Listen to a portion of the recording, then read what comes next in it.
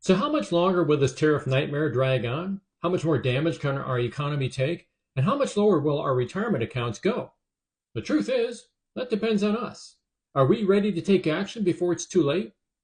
Now, just days ago, I wrote about President Trump's reckless tariffs and suggested that Congress might reclaim its constitutional authority over trade. At the time, that seemed far-fetched, given a century of congressional surrender to the president and the sycophantic behavior of virtually all Republican members of Congress.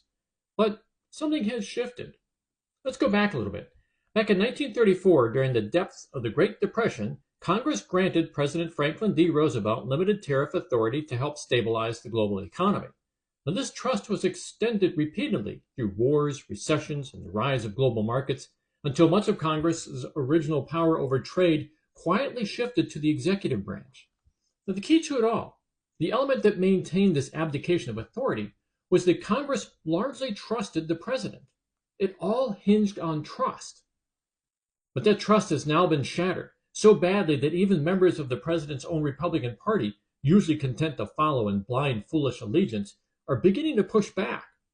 7 Republican senators have signed on to a bill to claw back tariff authority from the president.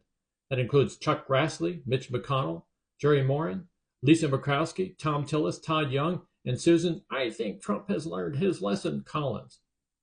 Now, their sudden courage may stem less from a commitment to principle than from a desperate need for political survival, spurred by the alarming sight of their constituents' retirement accounts vaporizing in real time. This urgency has been amplified by mass protests, such as the recent hands-off demonstrations that saw nearly 3 million Americans taken to the streets in defiance. Additionally, corporate leaders are applying mounting pressure as their profits are threatened under the weight of economic chaos, compelling lawmakers to act before they face backlash from both the public and the business community. So, don't believe for a second that these lawmakers are brave in their defiance. As usual, they're looking out for their own self-interests. It's just that public pressure is starting to make it clear that their interests may no longer align with the president. And that's due to the actions that we, everyday Americans, have been taking. Still, it's disheartening to see Speaker Mike Johnson cling to the president's coattails even as the ground crumbles beneath him. Yes, some have truly drunk the Kool-Aid, so there's no hope for them. Let's just hope there are enough members of Congress who are more pragmatic than brainwashed. Now, meanwhile, the judicial branch may also step in. Legal scholars and advocacy groups are now challenging the very constitutionality of Congress having ceded their authority in the first place. After nearly a century, the courts may be finally ready to re-examine whether Congress ever had the right to delegate such sweeping authority.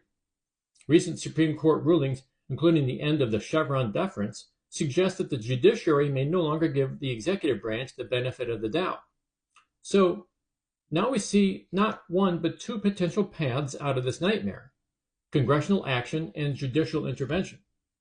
Of the 2, Congress reasserting its rightful role is perhaps the most expedient and the most democratic, and it's likely the most practical given the court's tendency to defer to King Trump.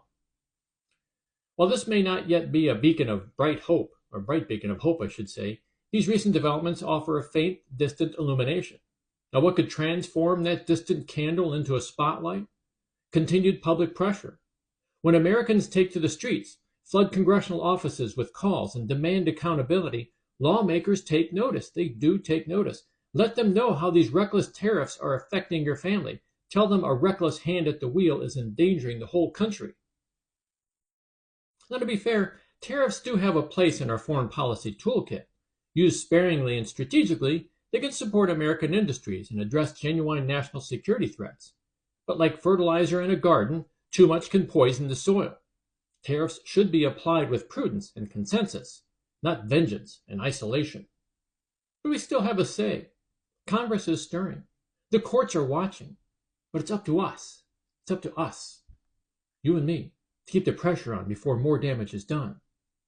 So continue taking to the streets. Take back our democracy. History is watching.